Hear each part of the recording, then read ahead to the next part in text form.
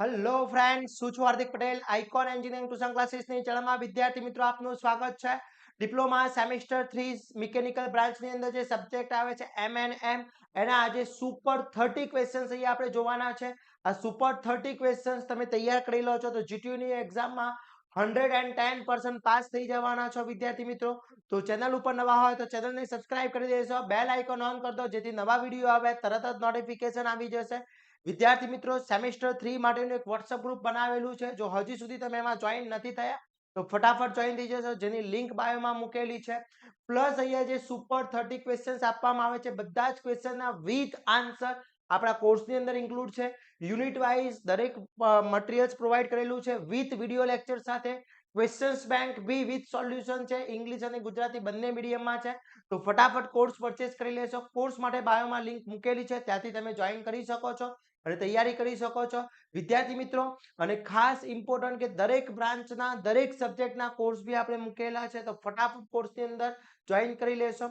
અને વિદ્યાર્થી મિત્રો, હજી સુધી તમે વોટ્સઅપ ગ્રુપમાં જોઈન નથી થયા તો ફટાફટ વોટ્સઅપ ગ્રુપમાં બી જોઈન થઈ જશો. અને તમારા ફ્રેન્ડ સર્કલ સુધી પહોંચાડવાની જવાબદારી તમારી છે, બીકોઝ એ લોકોને બી પાસ થવું છે. ઓકે, તો હવે જોઈએ એવા સુપર 30 ક્વેશ્ચન્સ કે કયા કયા કરવાથી આપણે જીટીયુની એક્ઝામમાં 110% પાસ થઈ શકીએ છીએ.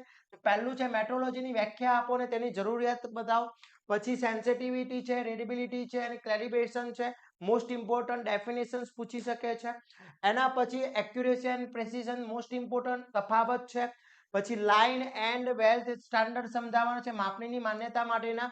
પછી લિનિયર અને એંગ્યુલર માપમાં થતી સામાન્ય ભૂલો જણાવવાની છે, કે જે common discussion error in linear and angular measurement. Linear અને એંગ્યુલર મેઝરમેન્ટમાં જે ભૂલો થતી હોય છે એ તમારે ડિસ્કશન કરવાનું છે. પછી બે પ્રોટેક્ટર અને એંગલ ગ્રેજ સમજાવવાનું છે, મોસ્ટ આઈએમપી છે. સાઇન બાર શું છે, ખૂણો માપવા માટેનું સંબંધિત સાબિત કરવાનું છે, મોસ્ટ ઇમ્પોર્ટન્ટ છે. પછી ડાયલ ગેજ અને સ્લિપ ગેજ વચ્ચેનો તફાવત very and very most important છે. વર્નિયર કેલિપર્સનું નિર્માણ, કાર્ય અને તેના ઉપયોગો. એ જ પ્રમાણે માઇક્રોમીટર, સ્ક્રૂ ગેજ. એટલે બેટા આ બંનેમાંથી એક ક્વેશ્ચન્સ તો પેપરમાં આવવાનો એ ફાઇનલ છે, ખાસ કરી લેશો. બહુ ઇમ્પોર્ટન્ટ ક્વેશ્ચન્સ છે. આ બધા જ ક્વેશ્ચનના વિથ આન્સર આપણા કોર્સની અંદર ઇન્ક્લુડ કરેલા છે, ત્યાંથી તમે કોર્સ પરચેસ કરી શકો છો અને તૈયારી કરી શકો છો વિદ્યાર્થી મિત્રો. એના પછી વાત કરીએ ઓટોક્લેમીટરનો સિદ્ધાંત જણાવો, મોસ્ટ ઇમ્પોર્ટન્ટ છે. ઓકે, એના પછી વિદ્યાર્થી મિત્રો ક્લિયરન્સ, ઇન્ટરફેસ અને ટ્રાન્ઝિશનનો મોસ્ટ ઇમ્પોર્ટન્ટ ક્વેશ્ચન છે. ટોલરન્સ, અલાઉન્સ અને ફિટની વ્યાખ્યા આપી ઉદાહરણ સાથે સમજાવવાનું પૂછી શકે છે. પછી સ્નિગ્ધતા, સમાંતપણ, ગોળાપણ અને સમકોણતા, એટલે કે સ્ટ્રેટનેસ છે, ફ્લેટનેસ છે, રાઉન્ડનેસ છે અને સ્ક્વેરનેસ છે. એના મોસ્ટ ઇમ્પોર્ટન્ટ માપનની પદ્ધતિઓ જણાવવાની છે. પછી સપાટી ખરબડાના પરિણામો આરએ, આરઝેડ અને આરક્યુ સમજાવવાના છે, મોસ્ટ ઇમ્પોર્ટન્ટ છે. સપાટી સ્ટ્રક્ચરની પરિભાષા ચિત્ર સાથે ટ્રિગ્નોમેટ્રી વિથ ડાયાગ્રામ તમારે સમજાવવાનો છે, most and very most important છે. પછી explain working style of type of surface roughness measuring instrument. ખાસ ધ્યાન રાખજો, પ્રોફાઇલોમીટરના ઉપકરણનું કાર્યો સમજાવવાના છે, મોસ્ટ ઇમ્પોર્ટન્ટ છે. પછી ગિયર ટૂથ વર્નિયર અને બેઝ ટેન્જેન્ટ પદ્ધતિઓ સમજાવવાની છે, very and very most IMP questions છે. પછી સ્પર ગિયરના પરિણામો એટલે પીચ, મોડ્યુલ અને રનઆઉટ સમજાવવાનો છે, very and very most important છે, ખાસ કરી લેજો. પછી 2 વાયર એન્ડ 3 વાયર પદ્ધતિની ચિત્ર સાથે ચિત્ર સાથે સમજાવવાનું છે, વિથ ડાયાગ્રામ કીધું છે વિદ્યાર્થી મિત્રો, ખાસ કરી લેજો.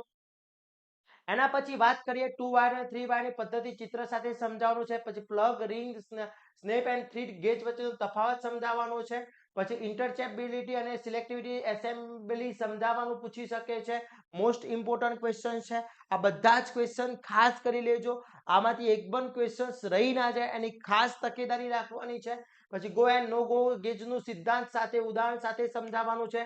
પછી ટ્રાન્સડ્યુસરની વ્યાખ્યા આપો અને તેના પ્રકારો જણાવવાના છે. પછી એલવીડીટી દ્વારા વિસ્થાપન માપવાની પદ્ધતિ છે, મોસ્ટ ઇમ્પોર્ટન્ટ છે. એલવીડીટી દ્વારા એલવીડીટી વાળો ક્વેશ્ચન 110% પૂછાશે.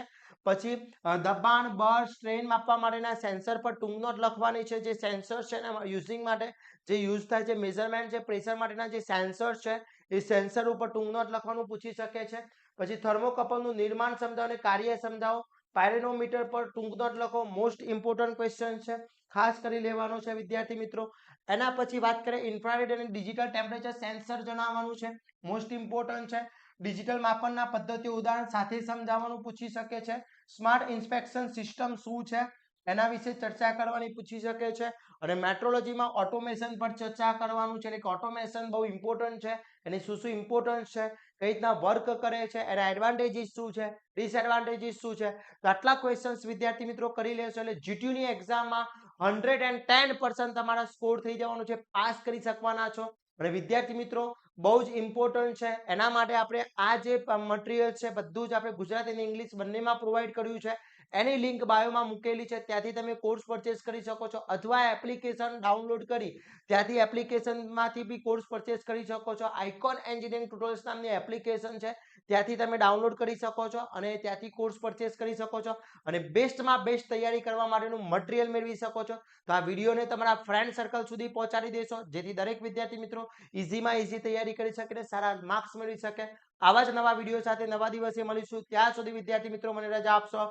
જય હિન્દ જય ભારત